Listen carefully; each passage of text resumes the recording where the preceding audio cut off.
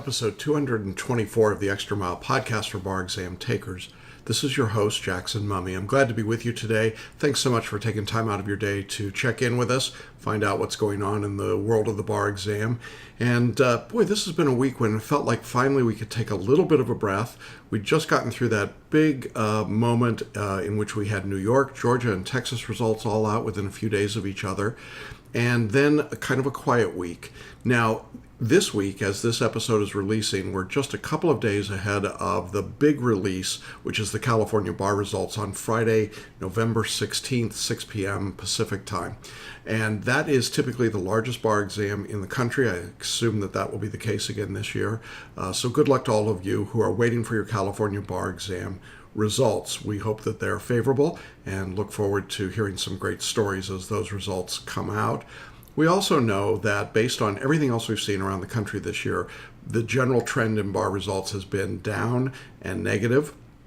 And candidly, I don't have a big reason to believe it'll be wildly different in California. This continues to be the toughest exam in the country. So, kind of holding our breath and hoping for the best and recognizing that there could be, it could be a tough weekend for a lot of people.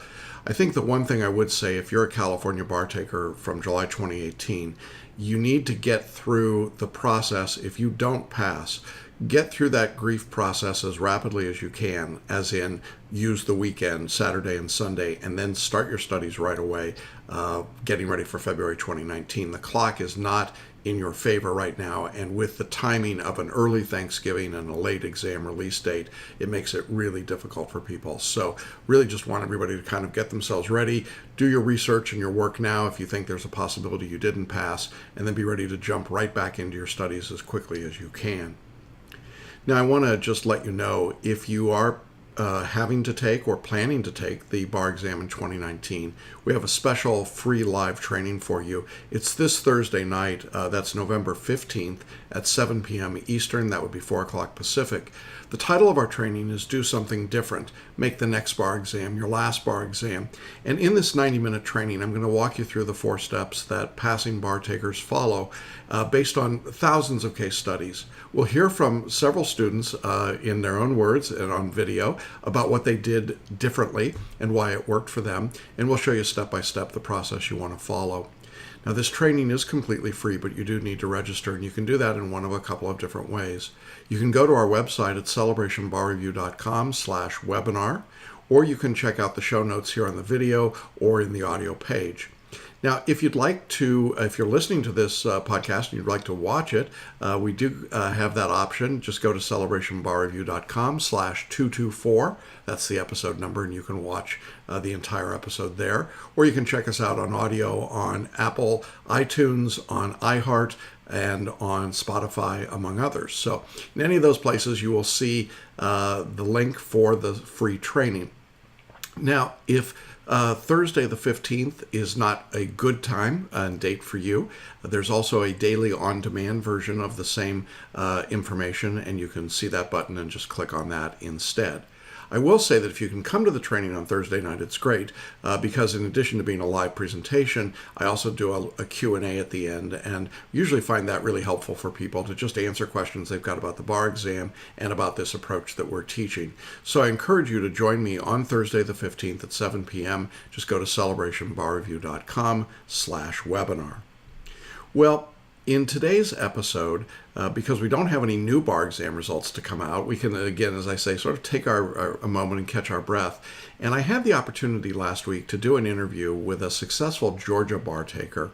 And as you're going to hear, Abby's story is really wonderful. She had taken the bar exam a couple of times previously in Georgia and not been successful. She came to us and she did what we asked her to do, and she got a 43-point increase to pass. Now, that's a lot of points. I got to tell you, on a scale, that 43 points is a bunch. And the question that undoubtedly you want to know is, how did you get a 43-point increase? And as you'll hear her say, she bought into our writing style. She took advantage of photo reading. She used the paraliminals. She used mind mapping. She followed the process that we offer. And she got some coaching and mentoring from me along the way. And it's a great great story of what can happen when you simply do something different. And Abby is a great experience, I think, a great indicator of what can happen when that occurs. Her story is wonderful. I think you're going to really love to hear it. So I don't want to keep you away from it any longer. So let's go ahead and jump into our interview with a successful July 2018 Georgia bar taker, Abby Potter.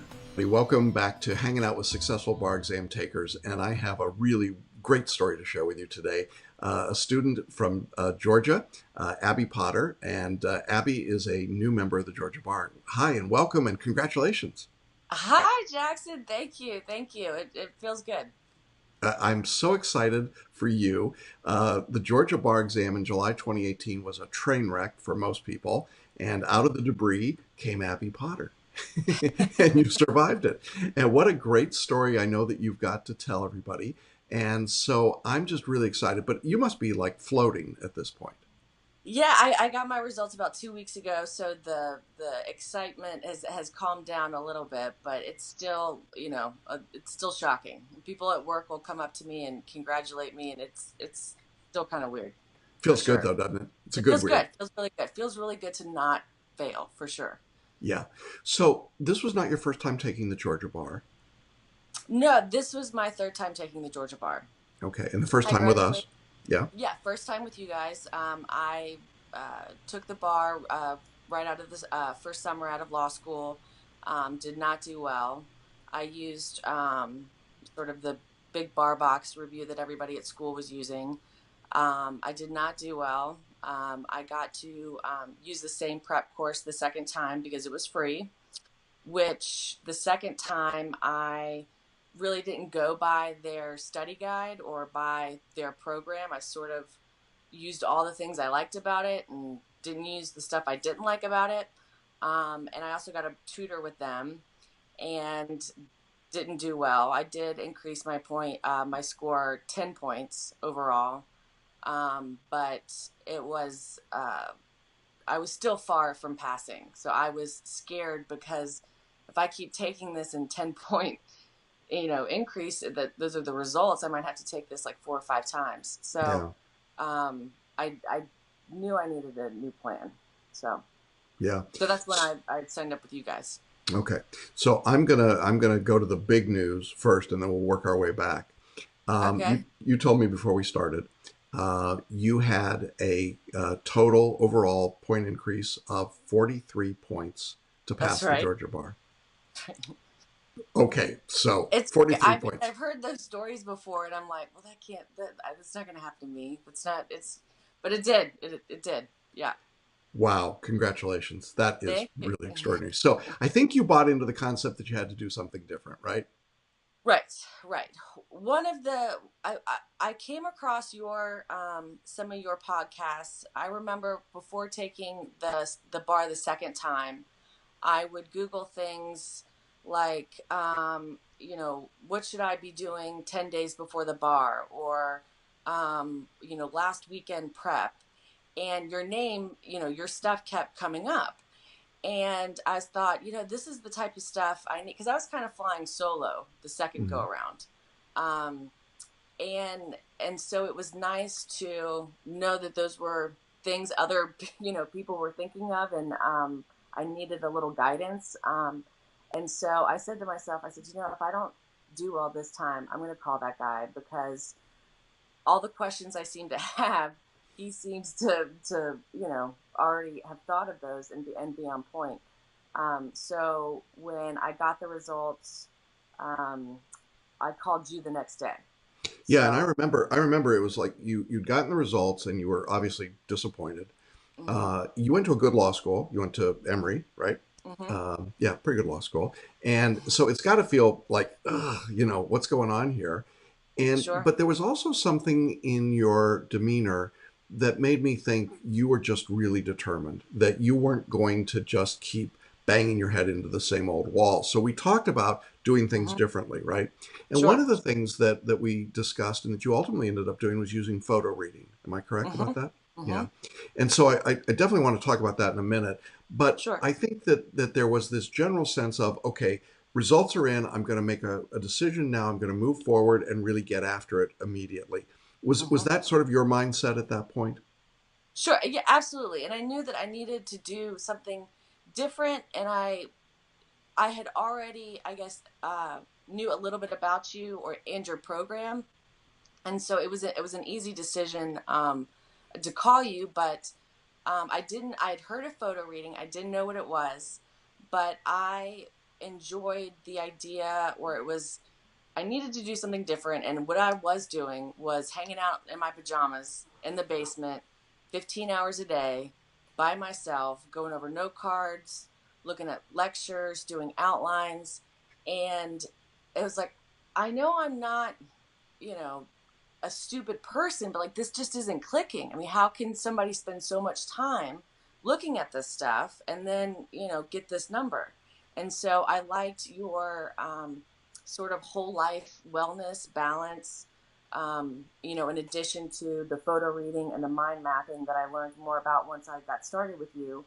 But I think the big change from first two times then with going with you was that I was still a real person, and I went to work every day. I signed back up to volunteer once a week, went out with friends, and I probably studied actually a lot less with your course because there wasn't memorization. There wasn't this all night studying. And so I think having sort of a better psyche and feeling better about the process was a huge part of it. Yeah, I think so. And one of the interesting things that I saw, we did a couple of sessions. You bought some coaching time with me. You were in the basic coaching program, and then you Mm-hmm. bought some coaching time with me at the end. Mm-hmm. And one of the things that I began to see as we were doing some of that coaching was that you began to gain confidence in what you were doing. And because you weren't locked into your room every day studying and memorizing, that you had better perspective, right? That it was like, Sure. okay, I know this stuff. I'm learning it. I'm okay with it. And I remember in one of the calls when you told me you were volunteering and that it was just sort of helping you get outside of kind of your own little bubble, right? Uh, Mm-hmm. Mm-hmm. that's an interesting experience, isn't it? Instead of doing more, you can be successful by refocusing and doing less if it's just more productive. Sure. Absolutely. Yeah. So photo reading is a very weird thing, and of course, people ask a lot about it. Can you talk a little bit about how you came to understand photo reading and use it? Sure. So with photo reading, I didn't know much about it, but I guess half if you did some research on it, half the people thought it like changed their life, and the other half thought it was just a total hoax. Yeah. And I didn't want to, I knew I wanted to do something different, but I didn't want to go totally, into the deep end. So I did a little bit of research on it, and I said, well, let me at least try it. And I asked you in the beginning, I said, do I need to increase my score so much? Am I too late signing up? Because George is way late giving the results. If I'm already behind getting started studying, is learning this whole new technique, going to set me back on maybe the more important stuff? You're like, no, absolutely not. And so I did an hour, I guess it's about a 10-hour class or 10 chapters. Um, and each chapter's an hour. And you said, Mm. first thing you do when you wake up, do an hour of that. And then, go about the rest of your studying. And I stuck with it. I got a little bit better at it each time. And um, I feel like it works. Yeah. Yeah. How long did it take you to read an outline when you were photo reading? I would say 10 minutes Yeah. tops. Yeah. And so, how many times would you say you read an outline or photo read an outline when you were Oh, studying this time? maybe 100, Yeah. maybe. I mean, less than that, but I mean, A maybe I lot. read each chapter probably like 10 times. Yeah. And I think the great thing about photo reading, which was something I think I really needed to work on, was having that recall Yeah. really quick. Yeah. And when you photo read and you're just exposed to the material, words pop out at you, you see headers, you see, bold words, and being able to make those associations on the bar exam, especially the MBE, it just, I think, helps with recall really quickly. Yeah. Because it's not so much that the bar is really hard, it's really hard in a short amount of time. So I Yeah. think So let's anybody talk. Yeah. Yeah. at So let's all. talk about timing. There's a Mhm. hundred questions in 3 hours. Did you have any difficulty getting through the 100 questions in 3 hours in the No, morning and afternoon? absolutely not. No. No, I actually I finished early. The first time I took the bar, I I did not probably finish the last 25 questions. It Wow. just bubbled in like D, D, Yeah. D, D, D all the way Yeah. down. Yeah. Second time, I finished on time, but I was like, is that a Will's MBE question? Like, did I even study the right questions? I was like, Yeah. this is not going well. And then the third time, all the questions were like very familiar. There was not anything weird about it. They were questions I think that I probably had already practiced in your class, and I was able to take a bathroom break in both morning and afternoon session, and I probably finished about 15, 20 minutes early in both morning and the afternoon session. So That's awesome. So would you recommend photo reading for people that are studying for the bar? I would, absolutely, Yeah. absolutely. And it doesn't, especially for a Georgia student who's going to get their bar results, I think later than a lot of the other states. It's not too late. Yeah, You know. absolutely. That's great. I think that's absolutely true.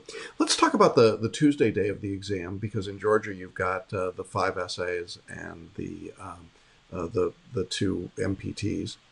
Is it 4 essays? I'm thinking 4 essays and Four two. essays. Mm-hmm. I get so confused. All right, so we Two have four yeah, two essays. in the morning and then 4 essays in the afternoon. There you go. Okay, that's a pretty stressful day, isn't it? It is. It is. It's the first day. You're a little nervous. Yeah, it's. And what did it feel like for you going back? This was your third time going back into the exam. Did you feel more confident, or was it the same anxiety that you had felt previously? No, I felt more confident. I mean, I knew where the building was. I knew where That parking helps. was. Yeah. I knew how to get in there. I was like, "Hey guys, I'm back." Yeah. So it wasn't a new setup for me. But the thing that I think that really helped me was the writing style. Was your writing style, the FLA format? Hmm. And I know I bugged you so much over the course of studying because if it was a brief, if it was an essay, if it was anything, it's FLA format. And I would say, well, no, but here, this is an appellant brief. Like, I don't care, FLA format, FLA. And so it's nice to just have one method. You can use that method, MPT, essay. It doesn't matter what the subject is, what they're asking you. You just stick to the same method, and that brought me a lot of confidence because once you nail it, it's a very easy method to Hmm. to learn and to utilize. But it was I didn't have to. I remember in my first two bar classes, or the studying for the bar the first two times, there were professors that did lectures, from all over the country that I'm sure, super smart, great professors, but they didn't know about Georgia bar graders. Hmm. They weren't, they didn't know the specifics of how the Georgia bar graders, um, you know, grade and where you get points. And I think the thing that really made me confident was you were like, Abby, Georgia bar takers have used this method and they pass. Yeah. Because in Georgia, as probably most people already know, we don't get a score report, so we don't know how we did, and that's a little frightening going back in, the second or third time because you don't really even know where to start, or was it just one essay that I bombed?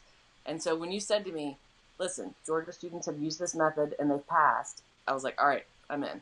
So Yeah, and I think that makes a big difference. For those that don't know, what Abby's talking about is that in Georgia, all you get is an MBE score and a final score and no other detail. So you're like, okay, so of the 4 essays and two performance tests, was like good here, bad here, don't know that. You also don't know in the MBE how you compared subject by subject. So all you've got is a single number. So it is about as minimal a report as you can get. It's actually the least transparent report in the country from bar examiners, and it comes late in the season. So you're like, okay, so we got to go and really go fast. Um, I think that one of the keys to your success was that you put aside what you'd done before. You went in wholeheartedly. You followed our direction. You did it. You did ask a lot of questions, which was great. And I'm like a robot. Use fact law application. Use fact law. Keep photo reading, right? But you did it, and you kept doing it. And then we periodically talked, and I loved the strategy that you used. You bought our basic coaching package, And then you Mhm. supplemented that with some a la carte hourly mentoring sessions that you and I did. I Mhm. think we did like maybe four of them over a Mhm. period of a few weeks to Mhm. just kind of spot check your work. Here's some essays I'm doing, some performance tests. Here's where I am in my studies generally. Here's what's happening. Mhm. And I thought that that was a really effective approach from my Oh. standpoint to see what you were doing. But I presume it was helpful to you to kind of give you enough without being too much. Mhm. Yeah, absolutely. I signed up for my old bar class. I signed up for some a la carte tutoring, and I think I was talking to him like on the way home from work, or he was making dinner. I could hear like the microwave go off a couple times. I heard a horn honking, a couple Okay. times. All right. So when I, sign up for these hourly or 30-minute like tutoring sessions for, Yeah. a chunk of change, I was like, Yeah. let me just do this one by one. Let me see, Yeah. Yeah. how this Yeah. works. And your tutoring session, it's just like this. You've Yeah. got your headphones on, it's one on one, you're looking at, my work. Yeah. And so I really appreciated that. Um, Having your time and being able to just go over the specifics is great. On top of the fact too that with Celebration Bar Review, you're the one doing the lectures. Yeah. You're the one that wrote the books. You're the one that put together the MBE questions. You're the one that I'm talking to that's helping me, So on the one end, it's all about Jackson. You even kind of say towards the end, y'all are probably getting a little sick of me. And at first you're like, no, but then it's like, okay. Yeah, I am. Because with the other bar review courses, you've got a property person, you've got a contracts person, and so they all sort of have their own tips and their own methods, right? Which I'm sure work or have worked for some people, but having you, right, through all of this, through MBE, through essays, through lecture, just sort of reinforces everything you've learned, and it's consistent. So I enjoyed that. So I enjoyed Good. the Good. one-on-one time. Oh, that's good. I enjoyed our calls as well. When you finished the exam this time, it's Mhm. always kind of an unsettled, uncertain moment, isn't it? You know, Yeah, and so what was it like for you to go through the waiting process again? I was like, I felt after the MBE, I felt like I nailed it. Hmm. But I was like, I don't know if I gained so much confidence that this, I shouldn't. I didn't want to jinx it, but I felt very good about the MBE. And with writing, my biggest problem in the past was not writing enough. Okay. And so, one good thing about your writing method is that it's easy to just keep going, keep writing. Where to go with your structure and with your essays. And so, I felt like if I lost some points on some essays, it was because I didn't, write enough. Mhm. But in my head, I'm thinking I did what Jackson said. I used the FLA method. Maybe I didn't catch all the issues. Maybe I didn't, write everything that coulda, shoulda, would. But if I wrote enough and his method works, I think I'm okay. I had no idea I would have increased, so much, Yeah, I but mean, 43 I points is a lot of points. it's, I gotta tell you, you should be giving yourself one of these because I mean, it's that's pretty spectacular. well, and it Um, also too, it was probably about like 20 and 20. yeah, My MBE went up yeah, about 20 yeah, points, and the writing went up 20 points. And the fabulous. thing with writing too is, I didn't learn all this new law that I didn't know before. I didn't have this huge aha moment, and I can give you all the hearsay exceptions off the top of my head, or can explain property to you. I think your method was the best way to get points where you may not have thought, you know, you could have, in the first place. Yeah, that's fabulous. So Georgia released results early in the morning without a lot of fanfare. How did you find out? And tell me what that moment was like. So I got the email, check your Georgia Bar like website. And I was like, here we go. And yeah, because Georgia's very predictable. It's like the last Friday, in October, um, around 11 a.m. And so I looked at the letter, and it looked like, yeah, same letterhead, same sort of format. And I was like, oh, and I put my phone, just put my phone down. And then I looked back at it again, and I could see some stuff in bold about you got to send in your certificate or get in touch with swearing in, something like that. And I was like, whoa, whoa, let me go back, let me go back. And I was like, oh my gosh, I passed. Then I, of course, had to look to like make sure they had the right name, it was the right person. Like, I'm not dreaming. I couldn't believe it. It was huge. It was huge. I cried, and like my sister called, my mom called. It was emotional. Yeah. And I was going to say with Jordan, the good thing it does take about, I don't know, 13 weeks to get our results. And it's kind of like, not like party time, but it is a little relaxing those first couple, maybe that first month, because it's like, all right, I don't have to study. I'm not nervous. Right. Like, I'm just sort of in limbo now. Right. But towards those last, couple weeks, it gets frustrating. People at work, it was tense. And other states, their results have already come out. You're already getting a little bit of feedback on like MBE, scores are the lowest Yeah. in 34 years, and only 20% passed here. And so it's like, oh wow, you I think having those sort of things that pop up, in the news, the articles that are written in law journals, that starts to really affect how you feel going in, because then we probably didn't get our results for another 2 weeks. So Yeah, I think absolutely. I think it's really tough for people in Georgia, California, a couple of these states at the very end. Texas, it's it's like the slow, release of information, and it's historic. And this year in July 2018, it's been bad news across every jurisdiction. mm-hmm. So you beat all the odds for a repeat bar taker to pass means that you beat the odds of a 20-25% pass rate for that cohort. And then when you see the increase in points, it's extraordinary. And so I know that your story, Abby, is going to inspire a lot of people. It's going to encourage a lot of people because there are people probably that are feeling like, oh my God, I'm just going to give up. It's just never going to happen. What would you say to those people in that circumstance? I don't. I know what it's like to play the numbers game and to compare your scores to other people at your school or other people throughout your state. But July 17, I believe, was one of the not easiest but like best pass rates in a Mm-hmm. long time, or Mm-hmm. the It had rate been was. going, yeah, it was a little bit of a going up, and then it's like a roller coaster. Yeah, and that's where I did my Yeah, worst. yeah. And then a year later, the test, there's the high, low passage rate. My score went up, 18 points. So I would encourage people, to stick with it, to don't give up.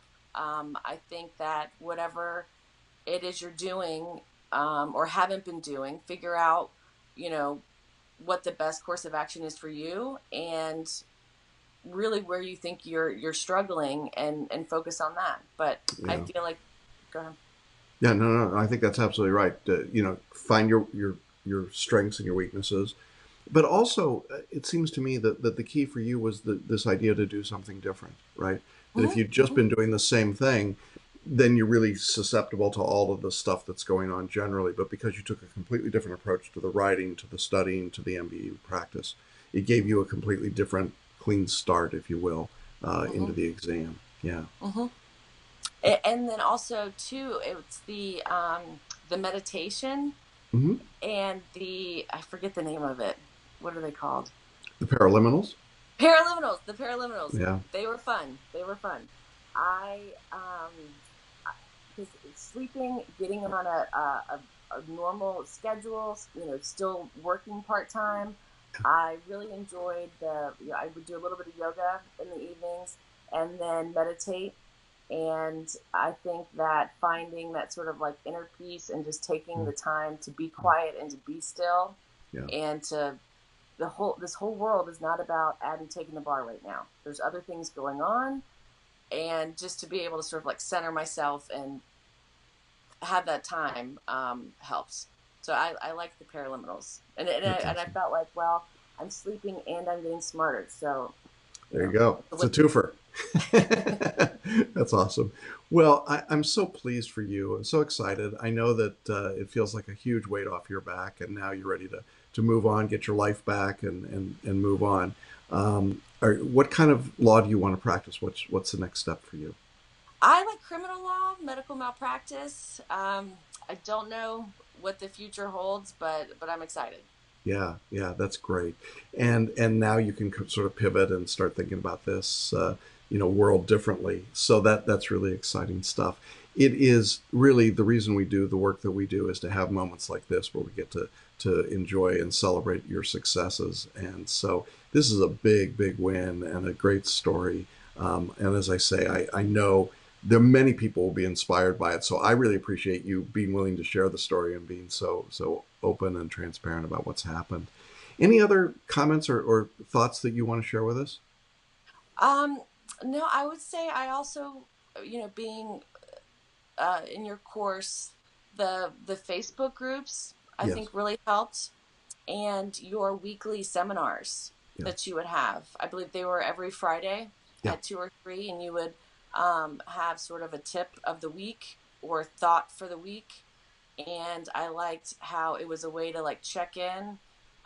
You'd give us, a little lecture, um, or a little tip, little guidance, and then you would take questions. Yeah. And I think that's great for people that are studying on their own, people that maybe don't sign up for extra a la carte classes, Hmm. just to be able to sort of check in and know sort of where you are in this 13-week process. So I think that helps. And being a part of the Facebook group and having sort of a Q&A anytime you want, was great. I knew people were there to answer anything that I might need, at any time, and that was comforting. Yeah, that's great. And I hope you'll stick around as one of those resources for people coming Of along. course. So that's one of the great things about our community is that so many of our successful students stay and help and become cheerleaders and supporters of other people. So we're really excited to see the family grow that way. So, well, Absolutely. great. Well, again, congratulations, Abby. I am super proud of you and so pleased for you. I'm excited to see where your career goes and what you do. I think it's going to be really fun to watch. I think you're really a special talent, and I'm so glad that we just got this ridiculous burden off of you Thank you. and let you go. So, thanks again for sharing today and being with us. To everybody in our audience, thanks for watching. I hope that you're as enthusiastic and excited about the possibilities as Abby was, and that these comments can help you figure out what to do next. So, thanks, everybody. We'll see you again next week. Take care. Bye bye. That's our interview today. I hope you enjoyed as much as we did. Abby is really wonderful, and I think it's so inspiring and encouraging to see someone get a 43-point increase and to figure out that they did it by just following directions, doing the things that we suggested, doing something different. And that's why we've named this free training Do Something Different. Make the next bar exam your last bar exam. Be Abby Potter. I mean, maybe that's what we should call it. And again, it's this Thursday, November 15th, 7 p.m. live. That's 4 p.m. Pacific time. We'll be live at 4 p.m. Pacific too. How about that? 90-minute training. Love to have you join us. Go to celebrationbarreview.com/webinar to register, or you can choose the live or the taped on-demand version as well. You'll see that option when you go to the web page. So either way, we hope you'll join us for that and check it out. Now, next week in the podcast, we'll be looking at the California bar results leading up to our Thanksgiving weekend. And again, I just want to encourage everyone that's in the position where you're having to decide if you're going to take the exam in February of 2019. This is the time to begin. You need to make that decision and get started quickly. Take advantage of Thanksgiving as a study period and be ready to go. So we'll be back to you again next week. We'll have those California bar results. We'll let you know what's going on generally. That'll wrap up really the results season from July 2018, and we'll turn our full attention and focus after that to February 2019. So thanks everybody for being with us. Hope you have a great week. Good luck to everybody still waiting on their results, and we'll see you along the extra mile. Bye-bye.